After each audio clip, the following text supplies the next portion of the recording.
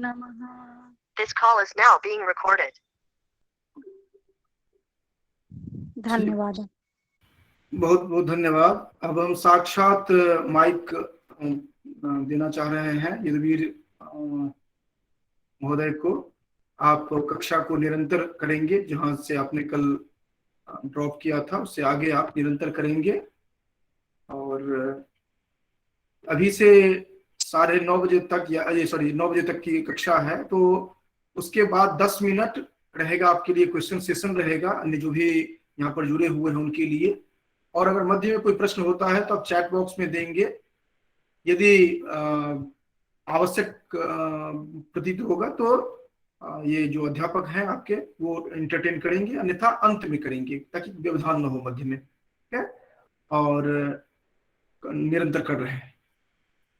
ये आवाज क्लियर आ रही है मेरी? जी गुरुजी। हाँ, यदुवीर महोदय आप अपना माइक अनम्यूट करेंगे। एवं एवं जी। अस्तु, मैं स्क्रीन शेयर कर रहा हूँ, परमिशन दीजिए, है ना? हाँ, स्क्रीन शेयर आप कर सकते हैं।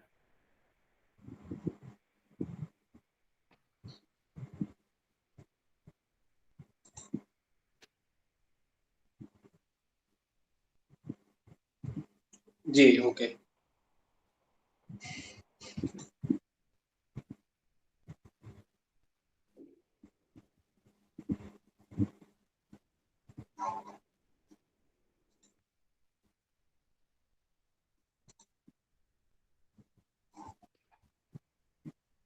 किमपि दृश्यते वा? न दृश्यते।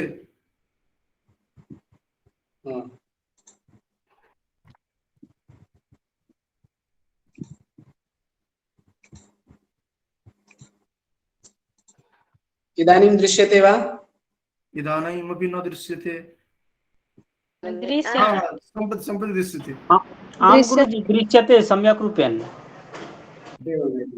अस्तु। श्री गुरुभ्यो नमः। हरिः ओम्।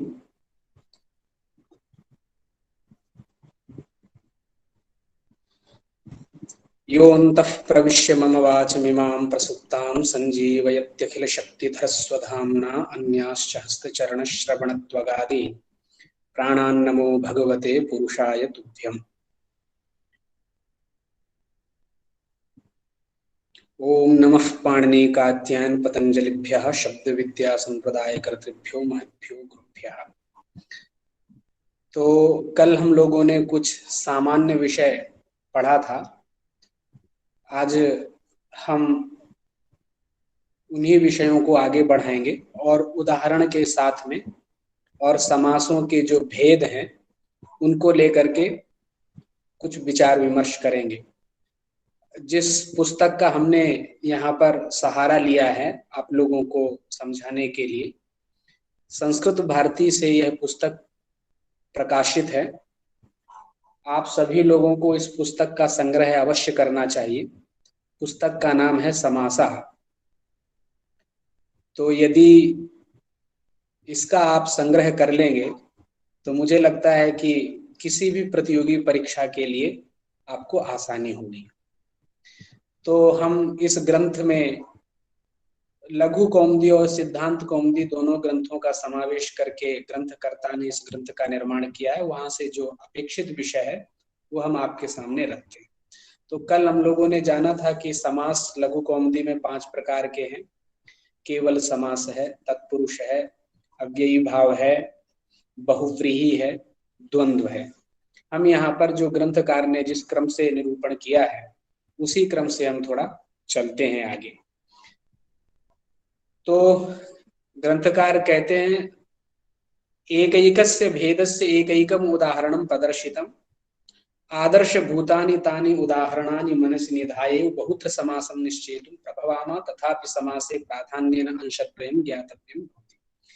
ग्रंथकार कह रहे हैं कि मुख्य रूप से समास को समझने के लिए इन 2 अंशों की अपेक्षा है।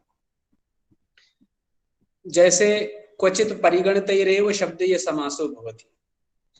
सूत्र में जिन शब्दों का समावेश किया गया है जिन शब्दों का पाठ किया है उन्हीं शब्दों के साथ में समास होता है।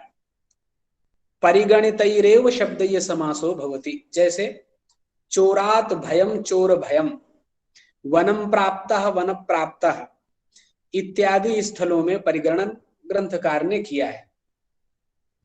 नाम चोरात भयम चोर भयम वनम प्राप्तः वन प्राप्तः इति भवति, किंतु चोरात रक्षणम चोर रक्षणम इति वनम प्राप्तवान वन प्राप्तवान इति वा समासा उक्तार्थे न भवति। आपको यहां पर ध्यान देने की जरूरत यह है कि समास यहां पर क्यों नहीं होता है। चोरात भयम में तो समास हुआ, लेकिन चोरात रक्षणम में समास नहीं हो रहा है, क्योंकि चोर से रक्षा इस अर्थ में समास प्रकृति स्थल में नहीं है।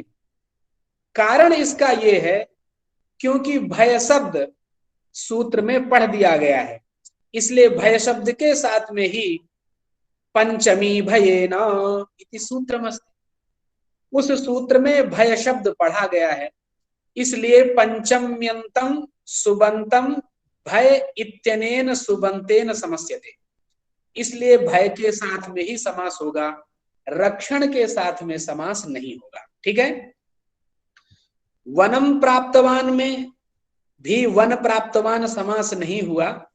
क्यों नहीं हुआ? क्योंकि द्वितीया श्रुतातीत पतित गतात्यस्त प्राप्तापन्नई सूत्र में प्राप्त शब्द मात्र पठित है, प्राप्तवान पठित नहीं है, इसलिए प्राप्तवान के साथ में समास नहीं होगा। तो कहने का अभिप्राय यह है कि जिन सूत्रों में जिस पद का उल्लेख किया गया है उसी पद के साथ में समास होगा, उस पद के पर्यायवाची के साथ में भी समास नहीं होगा। जैसा कि यहाँ पर चोरात भयम में पंचमी तत्पुरुष करके चोर भयम बना, किंतु चोरात रक्षणम में यह स्थिति नहीं है। ठीक है। पूर्व पद व्यवस्था के बारे में ग्रंथकार कहते हैं प्रथम पुरुषः इति पुरुष प्रथमः इति वा विग्रहे कृतेपि समासे प्रथम पुरुषः इत्येव भवति न तु पुरुष प्रथमः इति। अब देखो प्रथमा पुरुषः, यहां पर अगर हम समास करते हैं तो रूप क्या बनता है? प्रथम पुरुषः इत्येव भवति। अब इसका विपरीत नहीं हुआ पुरुष प्रथमा, ये विपरीत से पूर्व पद का उत्तर पद में, उत्तर पद का पूर्व पद में, पूर्व पद का उत्तर पद में, ऐसा व्यत्यास नहीं कर सकते हैं। क्यों नहीं कर सकते हैं आगे वो बताएंगे। माने इसलिए नहीं कर सकते हैं क्योंकि विशेषणम विशेषण बहुलम सूत्र से जब हम समास करते हैं तो विशेषणम जो प्रथमांत उपात विशेषणम है, इसके द्वारा जिसका बोध होगा उसका पूर्व प्रयोग होता है। थोड़ा और यहाँ पर समझ लेने की जरूरत है कि पूर्व में किसका प्रयोग होगा, चाहे द्वंद्व हो, इतरे बहुव्रीहि हो, तत्पुरुष हो, अव्ययी भाव हो, या दो पदों में समास मुख्य रूप से होता है। तो पूर्व पद किसका, माने पूर्व में किसका प्रयोग होगा, उत्तर में किसका प्रयोग होगा, इसके विषय में थोड़ा आप लोगों को जान लेना है। अब जैसे कोई पूछ सकता है कि राज्ञा पुरुषा में राज शब्द का ही पूर्व में प्रयोग क्यों है, पुरुष राजा ऐसा क्यों नहीं हो सकता है? तो पुरुषस्य राजा ये भी होगा, लेकिन उस समय अर्थ बदल जाएगा। और राज्ञा पुरुषः राजपुरुषा ये भी होगा, लेकिन अर्थ बदल जाएगा। लेकिन जिस अर्थ में राजपुरुषः प्रयोग होता है उसी अर्थ में पुरुष राजा प्रयोग नहीं होगा। ठीक है। अच्छा, कृष्णम श्रितः कृष्णश्रितः, अथवा यहाँ जो उदाहरण दिया है चोरात भयम चोर भयम, भय चोरः अथवा भय चोरम इत्यादि प्रयोग क्यों नहीं हो सकता है? तो यहाँ पर एक नियम है, उपसर्जने पूर्वम उपसर्जनम पूर्वम, माने समास जब दो पदों का होता है वहां पर जिसकी उपसर्जन संज्ञा होती है उसी का पूर्व प्रयोग होता है। ये नियम आप लोग जान करके रखिए। समास जिन दो पदों में होगा उन दोनों पदों में जिसकी उपसर्जन संज्ञा होगी उसी का पूर्व में प्रयोग होता है। ठीक है। प्रथमा निर्दिष्टम समास उपसर्जनम, यही सूत्र है उपसर्जन संज्ञा करने वाला। उदाहरण के रूप में राज्ञः पुरुषः, इसी को ले लो, राज संबंधी पुरुषः। तो राज संबंधी पुरुष में राजन में षष्ठी है, पुरुष में प्रथमा है, और षष्ठ्यंत राजन शब्द का ही समास होने पर पूर्व में प्रयोग होता है। क्यों होता है? क्योंकि राजन की उपसर्जन संज्ञा होती है। किस सूत्र से होती है? प्रथमा निर्दिष्टम समास उपसर्जनम। अच्छा, अब उपसर्जन संज्ञा होती है, किसकी होती है, थोड़ा इसके विषय में आपको समझना होगा। तो सूत्र से अर्थ निकलता है कि समास विधायक जो सूत्र होता है, समास विधायकम यस् शास्त्रम भवति, उस शास्त्र में जो प्रथमांत पद होता है, उस प्रथमांत पद से जिसका बोध होता है उसकी उपसर्जन संज्ञा होती है। कुछ पूछना चाह रहे हैं, किसी ने कुछ लिखा है, आप बोल सकते हैं, क्योंकि तुरंत ये उपसर्जन संज्ञा पूछ रही है जी। मैं वही बता रहा हूं कि मैंने पहले कहा कि यस्य उपसर्जन संज्ञा भवति तस्यैव समासे पूर्व प्रयोगः भवति। उपसर्जन संज्ञा जिसकी होगी उसी का पूर्व प्रयोग होगा। अब जैसे हम उदाहरण दे रहे हैं, राज्ञा पुरुषा में राजन की उपसर्जन संज्ञा होगी अथवा पुरुष की होगी। इसको जानने के लिए आपको सूत्र का अर्थ जानना पड़ेगा। तो उपसर्जन संज्ञा विधायकम यत् सूत्रमस्ति, वो है प्रथमा निर्दिष्टम समास उपसर्जनम। जब इस सूत्र का अर्थ आप ठीक से जान जाएंगे तो आप कौन उपसर्जन संज्ञक है ये जान पाएंगे। तो समझिए, हमने कहा कि समास विधायकम यत् शास्त्रम भवति, माने समास करने वाला जो सूत्र होता है, उस सूत्र में जो प्रथमांत पद होता है, प्रथमांत पद माने प्रथमा विभक्ति वाला, तो प्रथमांत जो पद होगा उस पद से लक्ष्य में जो पद होंगे, माने समास जिनमें किया जा रहा है, उनमें से प्रथमांत पद जिसको बोध कराएगा उसकी उपसर्जन संज्ञा होगी। बात समझ गए? इसी को संस्कृत में कह सकते हैं समास विधायकम यच्छास्त्रम तद घटकम यत् प्रथमांतम पदम तेन प्रथमांतेन बोधितम यत् समास वाक्ये पदम तद पदस्य उपसर्जन संज्ञा भवति। यानी समास विधायक जो शास्त्र है, उस शास्त्र में जो प्रथमांत पद है, उस प्रथमांत पद से समास वाक्य में जिसका निर्देश होगा, परामर्श होगा, उसकी उपसर्जन संज्ञा होगी। ठीक, ये उपसर्जन संज्ञा के बारे में जाने। अब हम प्रकृति में इसको घटाएंगे। राज्ञः पुरुषः, इस स्थल में इसको हम घटाएंगे। सर, आपने जो उदाहरण बताया, चोरात भयम चोर भयम, अवनम प्राप्त वन प्राप्त, तो सर इसमें भी तो विभक्ति का लोप हो गया, तो सर समास हो गया।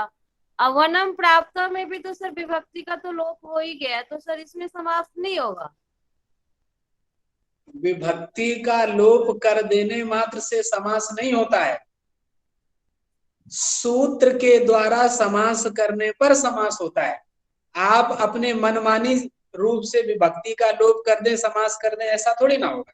जैसे उदाहरण के रूप में रामः गच्छति, अब आप कहो राम के बाद में जो विसर्ग है उनका लोप कर दें, विभक्ति का लोप कर दें, तो राम गच्छति हम प्रयोग बना लेंगे। तो ये मनमानी नहीं चलेगी। अगर मनमानी हो जाएगी तो शास्त्र में अव्यवस्था हो जाएगी। समझ रहे हैं कि नहीं? तो सूत्रकार ने कहा है कि भय के साथ में ही समास होगा, रक्षण के साथ में नहीं कहा है सूत्रकार ने, इसलिए रक्षण के साथ में समास नहीं होगा। यदि कोई करता है वनम प्राप्तवान में, देखिए वनम प्राप्ता में तो समास होगा, वहां कोई दिक्कत नहीं है। क्यों होगा? द्वितीया श्रितातीत पतित इत्यादि सूत्र जो है तत्पुरुष समास करने वाला, उसमें प्राप्त शब्द पढ़ा गया है, इसलिए प्राप्त शब्द के साथ में समास होगा। लेकिन प्राप्तवान नहीं पढ़ा गया है, इसलिए प्राप्तवान के साथ में समास नहीं होगा। बात समझ में आई? उसी तरह से चोरात रक्षणम में आप कहो कि चोरात में पंचमी का लोप कर देंगे, समास हो जाएगा। एवं न भवति शास्त्रे, ये तो मनमानी हो जाएगी, फिर तो हम जो चाहे वो करने लग जाएंगे, अब व्यवस्था हो जाएगी। इसलिए भगवान पाणिनि ने जो नियम बनाया है उसी के अनुसार समास होता है। ठीक है। हालांकि ये समझाने के लिए आपको यहाँ पर ग्रंथकार ने ऐसा लिखा है कि चोरात रक्षणम में समास नहीं होगा, वास्तव में हो सकता है समास। ये हम बहुत ऊपर की बात बता रहे हैं।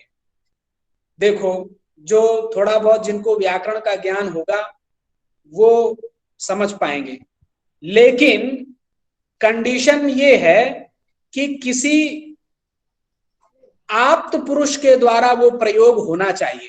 हमारे और आपके द्वारा चोर रक्षणम प्रयोग अगर किया जाता है तो असाधुरे।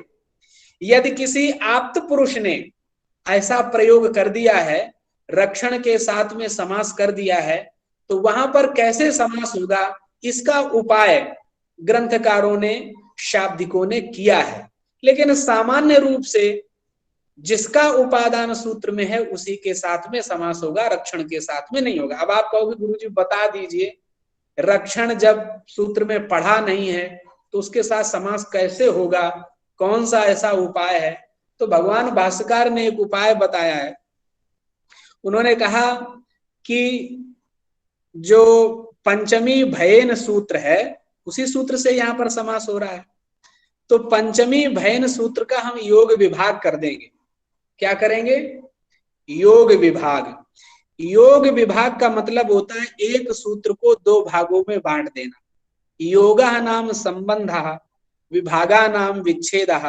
संबंध का विच्छेद कर देने पर दो सूत्र हो जाएंगे। तो पंचमी भयन जो एक सूत्र था उसको हम दो बना लेंगे। क्यों बनाएंगे? क्योंकि किसी आप्त ने, किसी शिष्ट ने, किसी अत्यंत प्रसिद्ध विद्वान ने चोर रक्षणम प्रयोग कर दिया है तो उसकी साधुता प्रतिपादन करना पड़ेगी। और यदि किसी अनाप्त ने प्रयोग किया है तब तो वो असाधु ही है। समझ में आई? तो अब कैसे होगा? योग विभाग कर देंगे तो एक सूत्र होगा पंचमी और दूसरा सूत्र होगा भयेन। तो पंचमी वाला जो सूत्र होगा उसका अर्थ करेंगे पंचम्यंतम समर्थेन सुबंतेन समस्यते।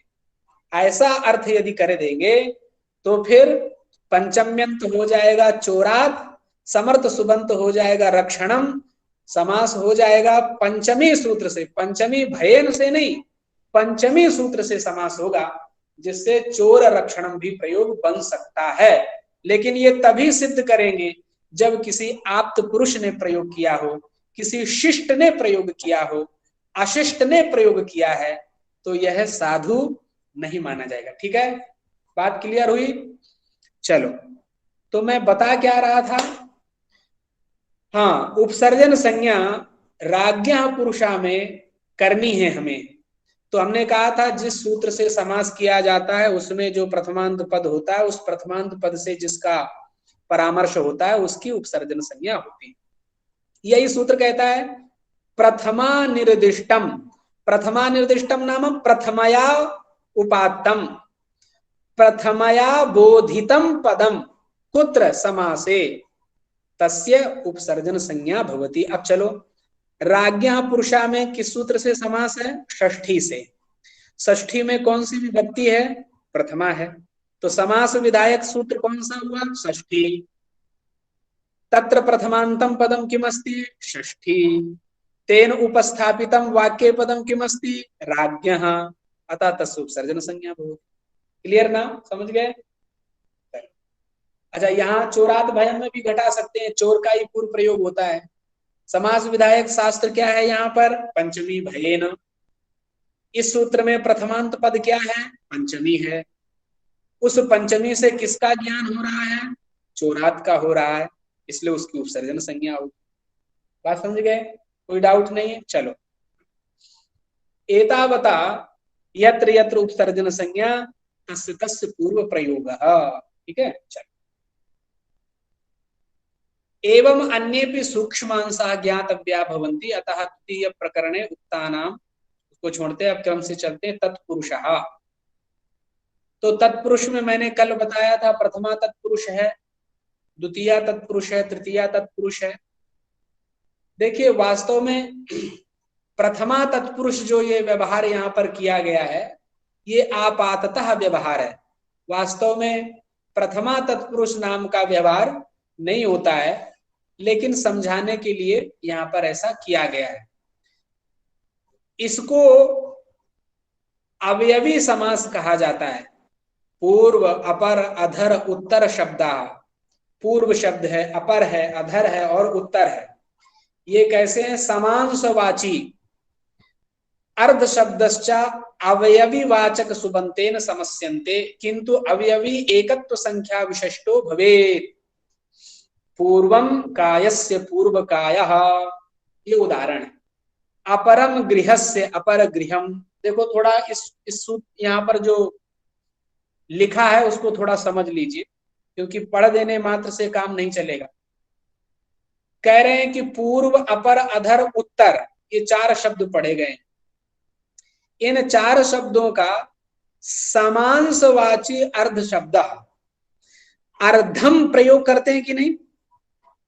ग्रामस्य अर्धम दग्धम, हमें प्रयोग करना है, आधा गांव जल गया, तो क्या कहेंगे? ग्रामस्य अर्धम दग्धम।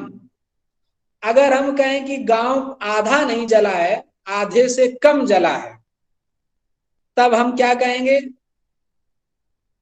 अर्धः ग्रामः दग्धः। देखो फर्क क्या है, एक जगह अर्ध शब्द पुल्लिंग हो जा रहा है, एक जगह अर्ध शब्द नपुंसक लिंग हो जा रहा है। हो रहा है कि नहीं? कब हो रहा है ऐसा फर्क? कब हो रहा है? जब अर्ध शब्द समांसवाची होता है, माने 50-50 का बोधक हो, आधे का, ना आधे से कम न ज्यादा। जब आधे का बोधक होगा तो वो नित्य नपुंसक लिंग में होता है। समांसवाची अर्ध शब्दश्चा अवयवी वाचक सुबंतेन समस्यन्ते। तो देखो पूर्व शब्द, अपर शब्द, अधर शब्द, उत्तर शब्द और अर्ध शब्द कितने पढ़ दिए? 1 2 3 4 5 हो गए। पूर्व, अपर, अधर, उत्तर और अर्ध, ये 5 शब्द हैं। इन 5 का समास होता है किसके साथ में? तो कह रहे हैं अवयवी वाचक सुबंतेन। अवयवी माने अवयव वाला। अवयवी किसे कहते हैं? जैसे हमारा ये शरीर है, इसको हम क्या कहेंगे? अवयवी कहेंगे। हाथ है, नाक है, कान है इत्यादि जो है, ये सभी क्या है? अवयव है कि नहीं? अवयव जिसमें रहे उसको अवयवी कहते हैं। ठीक है, तो इन 5 शब्दों का अवयवी का बोधक जो शब्द होगा उसके साथ में समास होगा, उसी को हम प्रथमा तत्पुरुष कहेंगे। जैसे एक और उन्होंने कहा कि अवयवी कैसा होना चाहिए? एकत्व संख्या विशिष्टः चेत, एकत्व संख्या का बोधक भी होना चाहिए। इतनी सारी कंडीशन भगवान पाणिनि ने लगा दी कि पूर्व, पर, अपर, अधर और अर्ध शब्द का अवयवी वाचक शब्द के साथ में तभी समास होगा जब वो एकत्व संख्या का बोधक हो। ठीक है, उदाहरण दे रहे हैं। कायस्य पूर्वम कहो अथवा पूर्वम कायस्य कहो, कोई दिक्कत नहीं है, प्रयोग बनेगा पूर्व काया। ठीक है, अब देखो यहां पर पूर्व शब्द पढ़ा गया है। अब जो काया है ये अवयवी का बोधक है, ध्यान देना। काया शब्द माने शरीरम, काया शब्द का अर्थ यहाँ पर क्या है? शरीर है। काया पता है सिद्ध कैसे होता है? व्याकरण में अगर कोई कहे काया शब्द कैसे बनेगा, तो चिये चयने एक धातु है, उसी धातु से घय प्रत्यय करके और जो ची धातु का चकार है उसको कुत्व करके ककार हो जाता है, जिससे काया रूप बनता है। तो काया यहाँ पर अवयवी का बोधक है और एकत्व संख्या का भी बोधक है। माने जो पूर्व है ये अवयव का बोधक है और जो काया है वो अवयवी का बोधक है। इसलिए पूर्व शब्द का अवयवी काया के साथ में समास हो गया, जिससे पूर्व काया बना। इसी प्रकार से अपरम गृहस्य अपर गृहम बनेगा, अधरम भवनस्य अधर भवन बनेगा, उत्तरम रात्रे उत्तर रात्रः बनेगा, अर्धम पिप्पल्याः अर्ध पिप्पली, पिप्पल्याः अर्धम, अर्धम नपुंसकम इति। इसी प्रकार से अन्येपि अत्र प्रयोगाः दत्ताः सन्ति। सर्वेपि एकदेशवाचका शब्दाः कालवाचकेन शब्देन समस्यते। सभी जो एक देश के वाचक शब्द हैं उनका कालवाचक शब्द के साथ में समास होता है। जैसे मध्यम अन्नः, देखो इनको ध्यान से देखिए, ये सब तत्पुरुष के हैं, परीक्षा में आ जाएगा। मध्याह्न हम प्रयोग करते हैं, पूर्वाह्न प्रयोग करते हैं, मध्य रात्र प्रयोग करते हैं, सायाह्न प्रयोग करते हैं, अपराह्न प्रयोग करते हैं, पश्चिम रात्र प्रयोग करते हैं। अब यहाँ पर देखो जो अन्ही शब्द है वो दिन का वाचक है कि नहीं? तो इन्होंने क्या कहा है कि सर्वेपि एक देशवाचका शब्दा। अब यहाँ पर एक देशवाचक जितने भी शब्द हैं वो काल के साथ में उनका समास होता है, ठीक है? तो यहाँ पर जो अन्ना है वो काल का बोधक है, दिन का बोधक है। माने काल माने समय, महीना, साल, वर्ष, है ना, दिनम, ये सभी काल के बोधक शब्द हैं। तो कालवाची शब्द के साथ में एक देशवाचक शब्द का समास होता है। इसलिए अन्ना मध्यम, विग्रह देखो क्या हो रहा है, अन्ना में षष्ठी है, अन्ना मध्यम मध्याह्न, अन्ना सायं सायाह्नः, अन्ना पूर्वम पूर्वाह्नः, माने दिन का पूर्व उसको पूर्वाह्न बोलते हैं, दिन का मध्यम उसको मध्याह्न बोलते हैं, ठीक है ना? ये प्रयोग आप देख लीजिएगा। द्वितीय तत्पुरुष की प्रति चलते हैं। तो जो हमने सूत्र पहले बताया था उसी सूत्र को यहाँ पर वो नीचे देखो लिख रहे हैं। द्वितीय श्रितातीत पतित गतात्यस्त प्राप्ता पन्नैः कृष्णम श्रितः कृष्ण श्रितः। अब देखो सूत्र में कौन कौन से शब्द पढ़े गए हैं? श्रित, अतीत, पतित, गत, अत्यस्त, प्राप्त, आपन्न और गमी, बुभुक्ष शब्द भी पढ़े गए हैं। ये एक वार्तिक में बाद में पढ़े गए हैं, सूत्र में नहीं। इसलिए वार्तिक नीचे लिख रहे हैं गम्यादि नाम उपसंख्यानम, ग्रामम, गमी प्रयोग आगे बनाएंगे, ग्रामम, नगरम गामी, नगर गामी, ग्रामम गमी, ग्राम गमी, ग्राम को जाने वाले को बोलते हैं ग्राम गमी, नगरम गामी, नगर गामी। तो ग्रामम गमी, ग्राम गमी, नगर गमी, इन दोनों स्थलों पर गम्यादि नाम उपसंख्यानम वार्तिक से समास हुआ है। अब कृष्णम श्रितः कृष्ण श्रितः, देखो द्वितीय तत्पुरुष इसलिए कहा जाता है क्योंकि जो विग्रह में पूर्व पद है वो द्वितीयांत है। सभी जगह देखो कृष्णम, शालाम, दुखम, संशयम, कूपम, सभी द्वितीयांत है, इसलिए इसको द्वितीय तत्पुरुष समास कहा जाता है, ठीक है? एतेषु उत्तर पदम श्रुतादिषु दशसु अन्यतमम भवेत्। अब कह रहे हैं कि इनमें से कोई, दसों में से कोई अन्यतम होना चाहिए तभी समास होगा। अगर कोई इनसे भिन्न होगा तो द्वितीय तत्पुरुष फिर नहीं होगा, ठीक है? ये पहले ही प्रतिज्ञा कर चुके थे यहाँ आरंभ में। अन्नम बुभुक्षु, अन्न को खाने का इच्छुक, उसको हम कहेंगे अन्न बुभुक्षु, ठीक है? मार्गम अत्यस्तः, मार्गात्यस्तः, तृतीया तत्पुरुष के प्रति चलते हैं।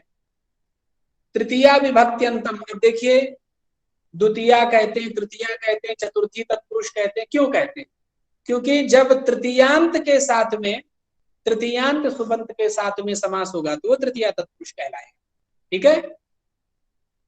पूर्व सदृश सम ऊनार्थ कलह निपुण मिश्र सम्मिश्र लक्षण अवर शब्द एभिः शब्दैः समस्यन्ते किम तृतीयांतम।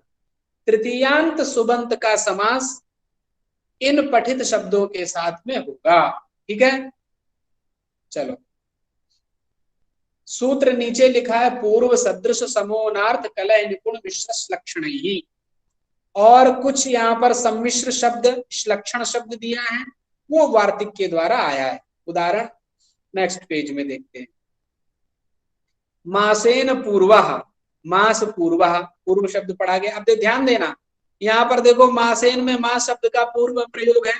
क्यों है? पूर्व शब्द का पूर्व में प्रयोग क्यों नहीं है? क्योंकि मास शब्द की उपसर्जन संज्ञा होती है। क्यों होती है? क्योंकि हमने कहा था समास विधायक जो शास्त्र, तो समास विधायक शास्त्र कौन है? पूर्व सदृश समोनार्थ कलय निपुण मिश्रश लक्षणैः, ये है। अब यहाँ पर तृतीयांत की अनुवृत्ति आती है, वृत्ति में वही लिखा जा रहा है तृतीया विभक्त्यंतम, तो ये प्रथमांत हो गया। और सूत्र में जो पढ़ा गया है वो भी तृतीयांत है। तो सूत्र में पठित जो तृतीयांत है और वार्तिक में पठित जो तृतीयांत है, उनमें दोनों में जब तृतीयांत हो गया तो फिर किसका पूर्व प्रयोग किया जाएगा? ये यहाँ पर एक समस्या हो गई। माने जब दोनों की उपसर्जन संज्ञा होने लगी कि पूर्व सदृश समोनार्थ कलह निपुण मिश्र लक्षणैः, इसमें इतरेतर द्वंद्व किया गया है। पूर्व सदृश समोनार्थ कलह निपुण मिश्र, ये सभी में समास कर दिया गया है। अब समास कर दिया गया है, समास करने के बाद में उसको तृतीयांत बना दिया गया है। लेकिन यहाँ पर तृतीया की अनुवृत्ति आती है, समझ रहे हैं नहीं? किसकी अनुवृत्ति आती है सूत्र में? तृतीया की। तो तृतीया जो अनुवृत्तमान है, मन्ने तृतीया तत्कृतार्थेन गुणवचनेन, सूत्र से तृतीया की अनुवृत्ति आती है, वो प्रथमांत है। उस प्रथमांत से उपस्थित यहाँ पर मासेन है, इसलिए मास की उपसर्जन संज्ञा होगी। ठीक है। मास पूर्वः, आचार निपुणः, मातृसदृशः, गुण मिश्रः, है ना, पितृसमा, पित्रा समा, पिता की तरह, ठीक है, इत्यादि। ये तृतीया तत्पुरुष के हो गए। तृतीया विभक्त्यंत का एक और सूत्र है, हरिणा त्रातः, हरित्राता, नखै भिन्नः, नख भिन्नः, कालिदासेन रचितम, कालिदास रचितम, ऐसे प्रयोग करते हैं ना, कालिदास विरचितम, तो वहां पर तृतीया तत्पुरुष समास होता है। ठीक है। अब यहां कह रहे हैं प्रायः इति कथनात् दंडेन ताडितवान, दंड ताडितवान इति समासः न भवति। क्यों नहीं भवति? क्यों नहीं होता है? क्योंकि शुरू में कहा गया था कि जिनका परिगणन किया गया हो उन्हीं के साथ में समास होता है। हालांकि जब सिद्धांत कौमुदी पढ़ते हैं तो वहां पर भी लिखा गया है अयम तु प्रायिकः, माने तृतीया विभक्त्यंतम कृदंतेन प्रायः समस्यते, ये प्रायिक है, सार्वत्रिक नहीं है, इसलिए दंडेन ताडितवान, दंड ताडितवान इति प्रयोगः न भवति असाधुरेव। ठीक है। दधना ओदना, दध्योदनः, क्षीरेण ओदनः, क्षीरोदनः, ये हम लोग दध्योदन खाते हैं, गर्मी आ गई है ना, इसलिए दधना ओदनः, दध्योदनः। नीचे किस सूत्र से यहाँ पर समास है तो नंबर लिख करके नीचे बताया गया है, तो 8 नंबर लिखा है, तो नीचे सूत्र लिखा हुआ है अन्नेन व्यंजनम, अन्नेन व्यंजनम संस्कार द्रव्यम दध्यादि अन्नवाचिना मिश्रीकरणम गुणादिचा भक्ष्यवाचिना समस्यते, माने 2 सूत्रों का अर्थ एक ही में लिख दिया है। ठीक है। दध्योदना में समास करने वाला अलग सूत्र है और गुड़ेन धाना, गुड़ धाना में समास करने वाला भक्षेण मिश्रीकरणम अलग सूत्र है। तो देखिए कभी कभी प्रतियोगी परीक्षाओं में सूत्र पूछ लेते हैं किस सूत्र से समास है, तो उन सूत्रों को भी आप लोगों को याद रखना होगा। इसलिए ग्रंथकार ने यहाँ पर जिससे समास हो रहा है उस समास बोधक सूत्र का भी नीचे उल्लेख कर दिया है। ठीक है। आगे चलते हैं। चतुर्थी तत्पुरुष के बाद में और भी ये चतुर्थी के कुछ उदाहरण दिए गए हैं, इनको आप समझ लीजिए, थोड़ा बता देते हैं क्योंकि ये भी इंपॉर्टेंट है। अर्थ शब्देन चतुर्थ्यंतम नित्यम समस्यते, अर्थ शब्द के साथ में जब समास होता है तो उसका चतुर्थ्यंत के साथ में नित्य समास होता है। अच्छा, अब नित्य समास क्या है और अनित्य समास क्या है, इसको थोड़ा समझ लीजिए। नित्य समास का अभिप्राय होता है कि उसका विग्रह नहीं होता है अथवा अश्वपद विग्रह होता है। अविग्रह अश्वपद विग्रहो वा नित्य समासः। जैसे उदाहरण के रूप में यहीं पे आएगा, विशेष्यस्य यल्लिंगम तल्लिंगम च भवति, और दूसरी बात बता रहे हैं कि लिंग कौन सा होगा, अर्थ शब्द के साथ में समास होने पर लिंग कौन सा होगा। तो कह रहे हैं यल्लिंगम विशेष्यस्य तदेव लिंगम भविष्यति, नित्य समासत्वात् विग्रह वाक्ये अर्थ शब्दस्य श्रवणम न भवति। अब कहा है कि ये नित्य समास है, तो जब इसका हम विग्रह करते हैं तो विग्रह में अर्थ शब्द का श्रवण नहीं होता है, क्योंकि मैंने कहा कि विग्रह जो होता है नित्य समास का वो दो प्रकार का होता है। विग्रह होता ही नहीं है, अथवा होता है तो उसमें अन्य पद के द्वारा विग्रह दिखाया जाता है। अन्येन पदेन समासः अन्येन पदेन विग्रहः इति नित्य समासः। क्षणं क्षणं किंचित किंचित तिष्ठन्तु।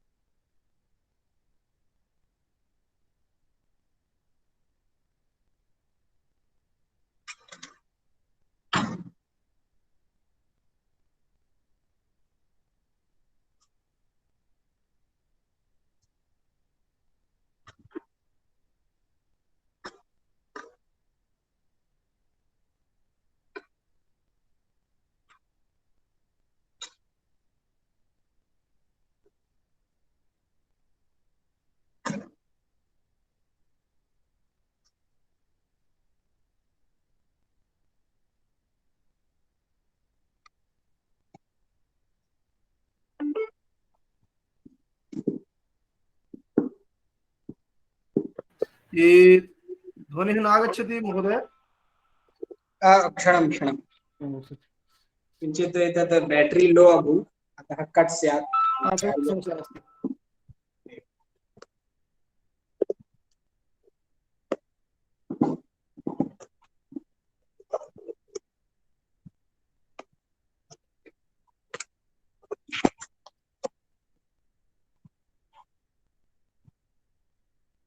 एवं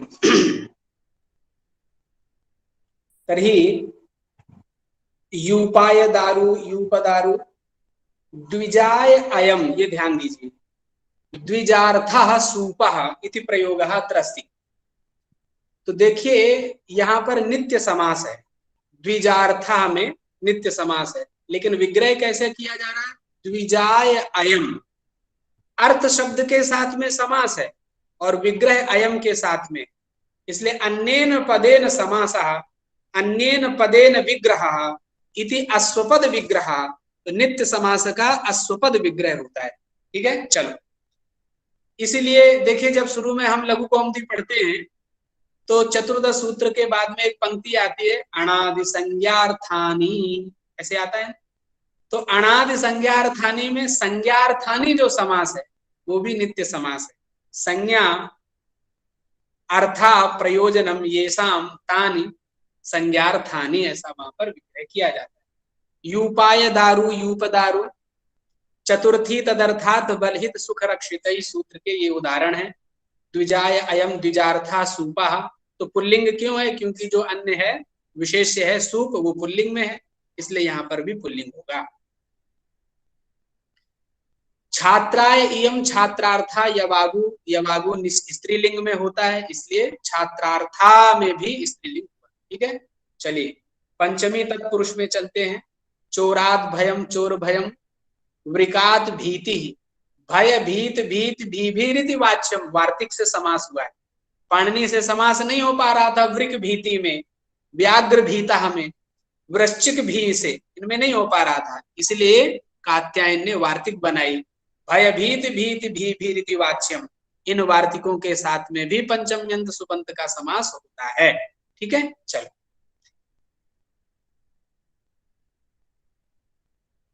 कतिपयान्यो पंचम्यंतानि अपेत पोड मुक्त पतित आपत्रस्त शब्दै समस्यन्ते सुखाद अपेतः, ये भी सूत्र है, नीचे दिखा है देखिए। अपेत पोड मुक्त पतितापत्रस्तैरल्पशः, इसके भी उदाहरण है। सुखादपेतः सुखापेतः, स्वर्गात् पतितः स्वर्गपतितः, कल्पनायापोढः कल्पनापोढः, पोढानां चिंतनमेव आगतमित्येव। षष्ठी तत्पुरुष में चलते हैं। अच्छा, यहाँ पर 15 नंबर में और कह रहे हैं शत सहस्रौ परेण इति वक्तव्यम, ये वार्तिक है।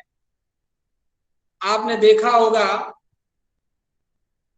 जब कभी हम किसी को अभिनंदन करते हैं या धन्यवाद देते हैं तो प्रयोग करते हैं 100 बार आपको धन्यवाद करते हैं, 1000 बार आपको धन्यवाद समर्पित करते हैं, 1000 बार आपका अभिनंदन करते हैं। तो इसको संस्कृत में कैसे बोलेंगे 1000 बार?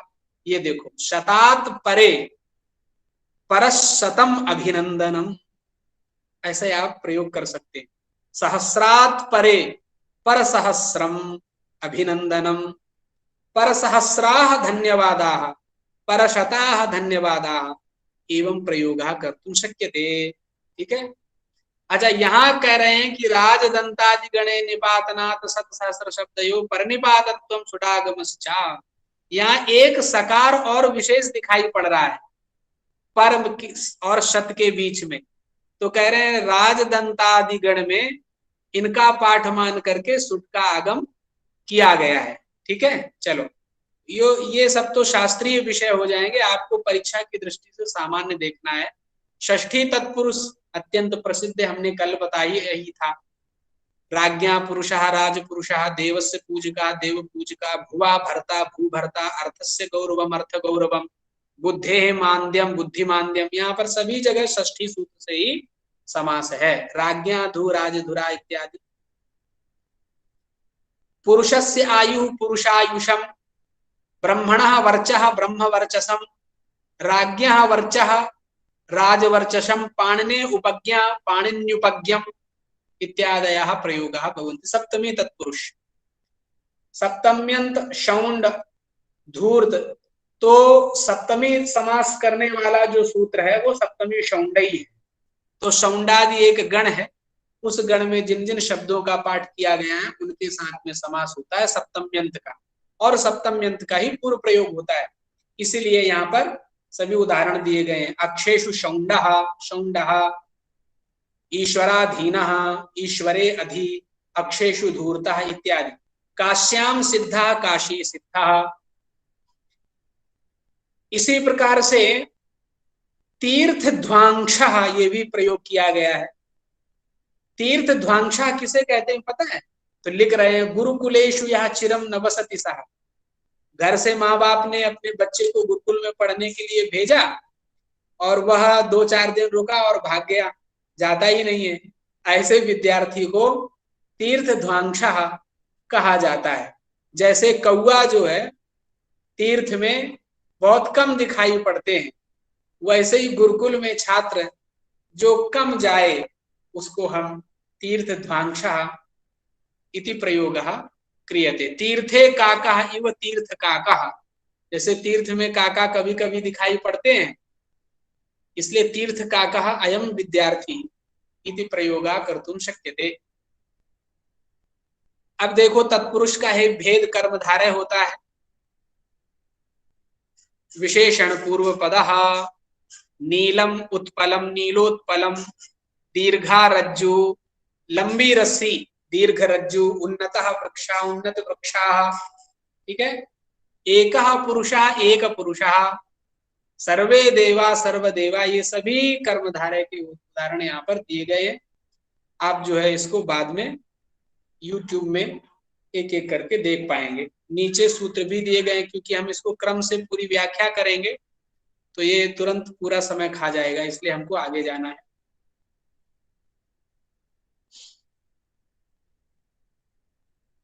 अब देखिए यहाँ पर इसके पहले जो उदाहरण दिया गया था विशेषण पूर्व पदः।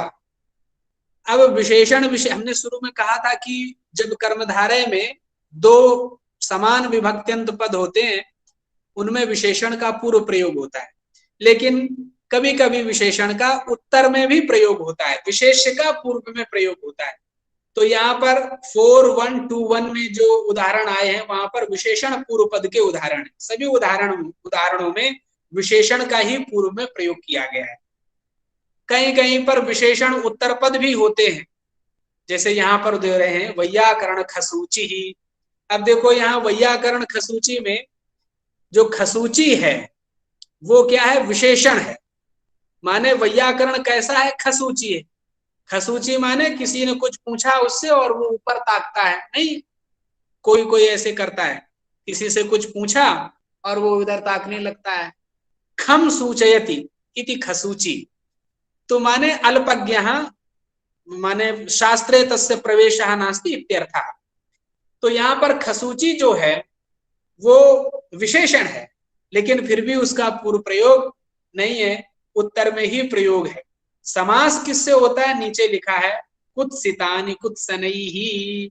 तो यहाँ पर कुत्सितानि का कुत्सित के साथ में समास होता है, तो कुत्सितानि चूंकि प्रथमांत है वो है वैयाकरण, इसलिए उसी का पूर्व प्रयोग हुआ है। मीमांसकः दुर्दुरूटः, यहाँ दुर्दुरूट का भी मतलब वही है, अल्पज्ञः शास्त्रे प्रवेशः यस्य नास्ति। पुरुषः प्रशस्तः, पुरुष मचर्चिका, मचर्चिका ये प्रसिद्ध के अर्थ में प्रयोग होता है। विद्वन मचर्चिका ऐसा प्रयोग करते हैं, साहित्य शास्त्र मचर्चिका ऐसा प्रयोग करते हैं। ये मचर्चिका शब्द नित्य स्त्रीलिंग में ही होता है, भले ही वो पुल्लिंग का क्यों ना बोध करा रहा हो। पंडित प्रशस्ता, पंडित प्रकांडम इत्यादि प्रयोग ये सब प्रसिद्ध के बोधक हैं। पंडित प्रकांडम प्रयोग करते हैं ना। चलिए देखिए, इसी प्रकार से प्रशस्ता गौ के लिए गोमतल्लिका है ना। अब देखो प्रशस्त के ही ये दोनों बोधक हैं, मचर्चिका और प्रकांडम।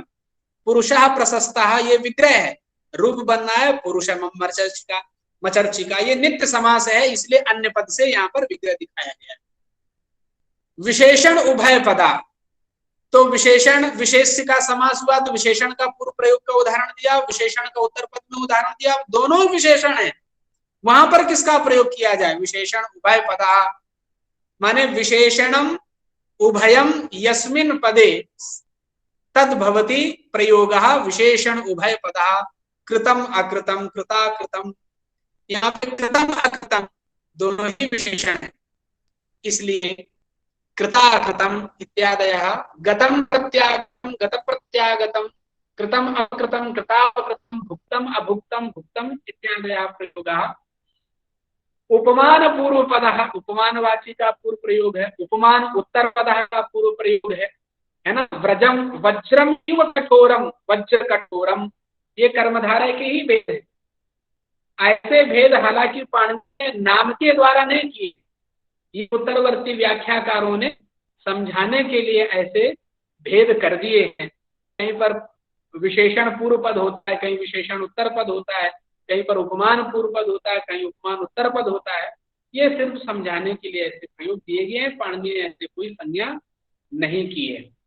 अवधारण पूर्व पदः विद्या एव धनम, विद्या धनम, तो विद्या धनम का विग्रह क्या होगा, विद्या एव धनम। तपोधनम का तपः एव धनम, तप ही धन है, ये ऐसा विग्रह होगा। गुरुरेव देवः, गुरुदेवः।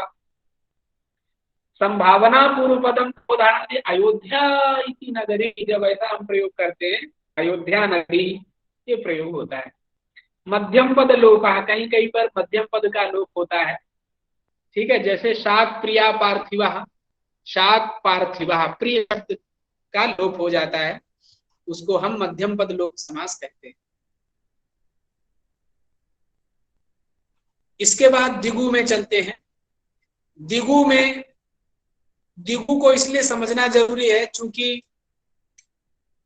कभी कभी विद्यार्थियों को भेद हो जाता है, माने संशय पैदा हो जाता है, क्योंकि संख्यावाची शब्द दिगु ही सर्वदा नहीं होता है ना। ये बात याद करके रखनी है। संख्यावाची शब्द के साथ में समास हो गया तो वहां सब जगह दिगु ही होगा, ऐसा नहीं है। अब जैसे नदीभिश्च सूत्र है, द्वितीयम पंचगंडम, वहां पर भी संख्या पूर्व में है, लेकिन वो दिगु नहीं है, वहां पर अव्ययी भाव समास है नदीभिश्च, ठीक है। संख्यावाचकम सुबंतेन समस्यते तद्धितार्थ विषये उत्तर पदे परतः समाहार वाच्ये। संख्यावाचक तीन के साथ में समाहित होंगे, कौन कौन, तद्धितार्थ का विषय हो, उत्तर पद पर में हो अथवा समाहार वाच्य हो। ठीक है, अब इनके क्रम से उदाहरण दे रहे हैं। तद्धितार्थ विषय का तद्धितार्थ द्विगु, उत्तरपद द्विगु, समाहार द्विगु, षण्णाम मातृणाम अपत्यम, 6 माताओं का बेटा। इस अर्थ में षाण मातुरः का अर्थ के को कहते हैं, है ना। षण्णाम मातृणाम अपत्यम षाण मातुरः, यहाँ पर दिगु समासः इति अस्माभिः परीक्षायां लिखितुं शक्यते। द्वै मातुरः द्वयो मातृपत्यम, पंचसु कपालेषु संस्कृतः, 5 पात्र में बनाई गई खिचड़ी। पुरोडास लिखा है, पंच कपालः, यज्ञ के दौरान इसका प्रयोग होता है। उत्तर पद दिगु, पंचगावा धनम यस्य सहा, पंचगव धना, ये सभी दिगु के हैं, इनको याद रखना है, यहीं पर कंफ्यूजन हो जाती है। 10 गावा धनम यस्य, 10 गव धना। मैंने पहले कहा कि संख्या पूर्व होने पर दिगु मान लेना ये ठीक नहीं है। पंचगंगम में दिगु नहीं है कि नहीं। और इसी प्रकार से अन्य जगहों पर भी पंचगु, वहां पर भी दिगु नहीं है। पंचगावा यस्य, तो ब्रीमास है, 5 गाय हैं जिसके पास वो पंचगु कहलाता है कि नहीं। चलो, पंचानाम गवाम समाहारः पंचगवम, 5 गायों का समुदाय है, तो यहाँ पर समाहार दिगु है, यहाँ पर उत्तर पद दिगु है, यहाँ पर तद्धितार्थ दिगु है, क्योंकि दिगु के 3 रूप शुरू में बताए गए। ठीक है, चलो।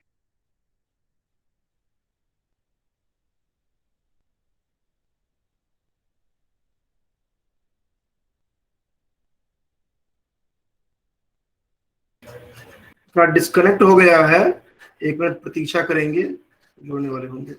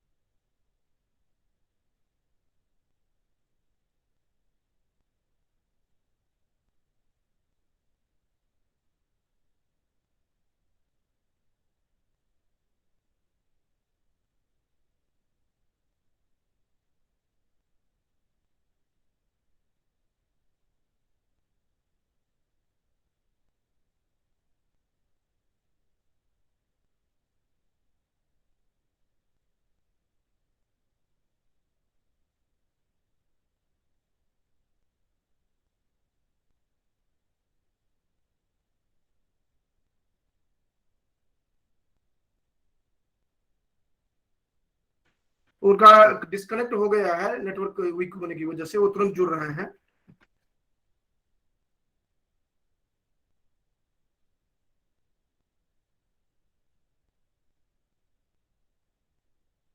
यहाँ पर मैंने चैट बॉक्स में दे दिया है, ग्रुप का लिंक दे दिया है, जो नए जुड़े हुए हैं वो उसके माध्यम से वहां पर जुड़ जाएंगे। लड़ाकी जुड़ गए हैं, हाँ जुड़ चुके हैं, अनम्यूट कर लेंगे प्लीज।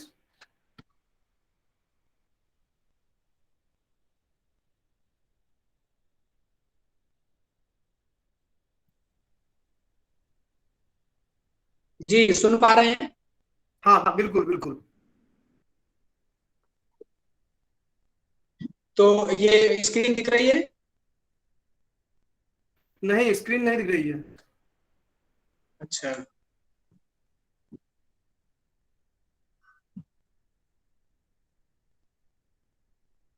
एक सेकंड।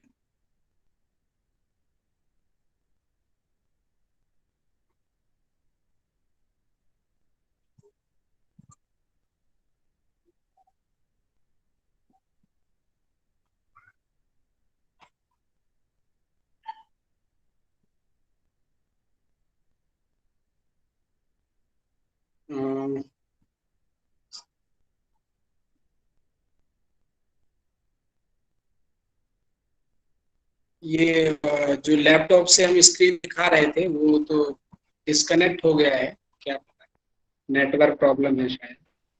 कोई बात नहीं, आप वैसे कंटिन्यू कर दीजिए, मैं प्रयास करूंगा जो कि वो स्कैंड जो होगा वो मैं इन लोगों को प्रोवाइड करवा दूं। जी मैं कंटिन्यू रखूं पाठ? हाँ हाँ, कंटिन्यू रखिए। जी अभी सुनाई पड़ रहा है? हाँ बिल्कुल बिल्कुल। जी ठीक। तो बहुब्रीहि में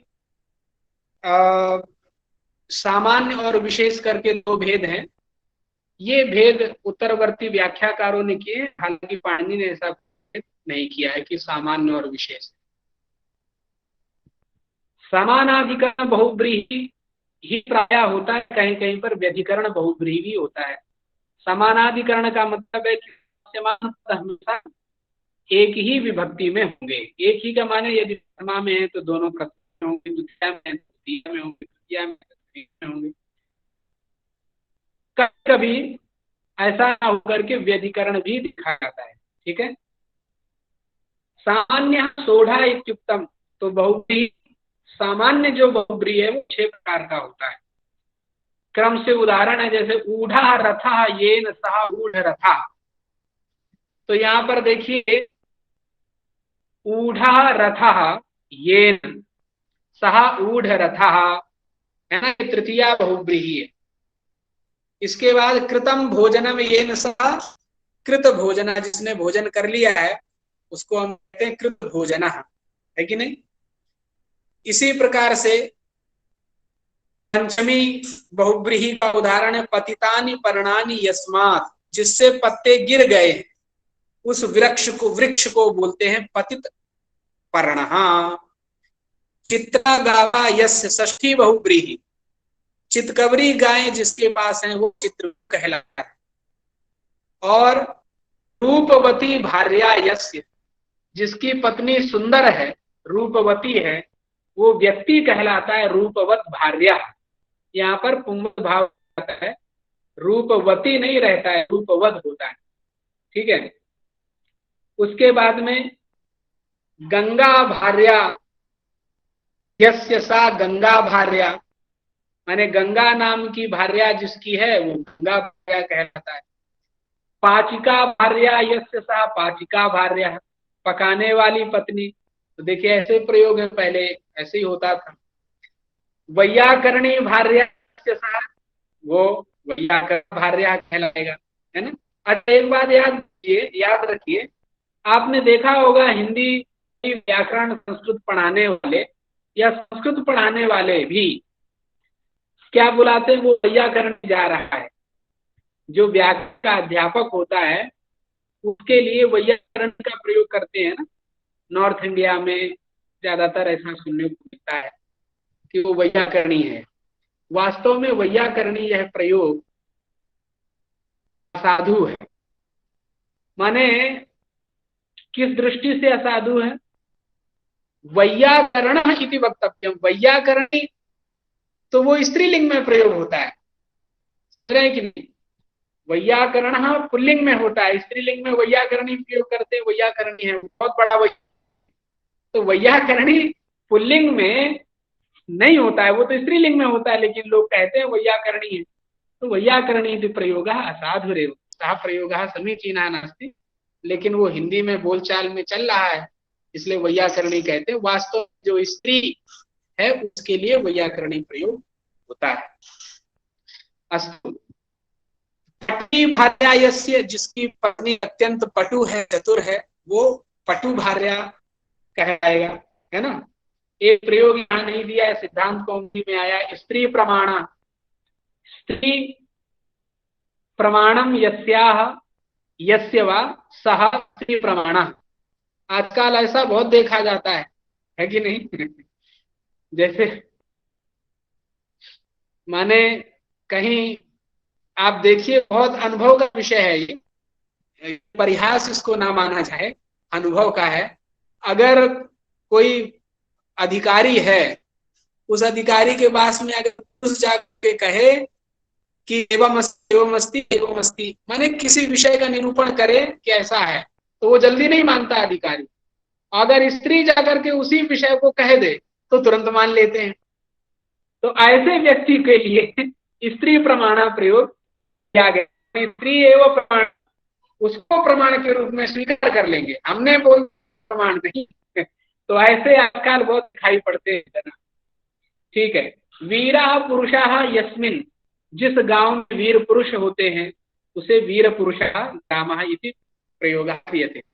व्यधिकरण बहुब्रीहि में मैंने कहा था कि जहां पर विभक्तियां समस्यमान पदों की विभक्तियां भिन्न होगी वो व्यधिकरण बहुब्रीहि होता है।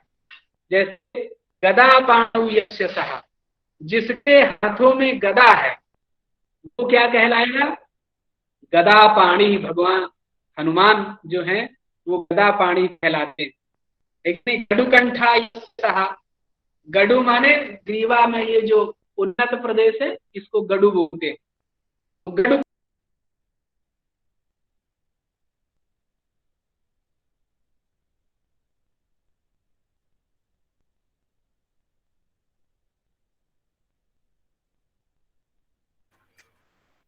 एक मिनट, कदाचित इनका इंटरनेट जो है वह साथ नहीं दे रहा है।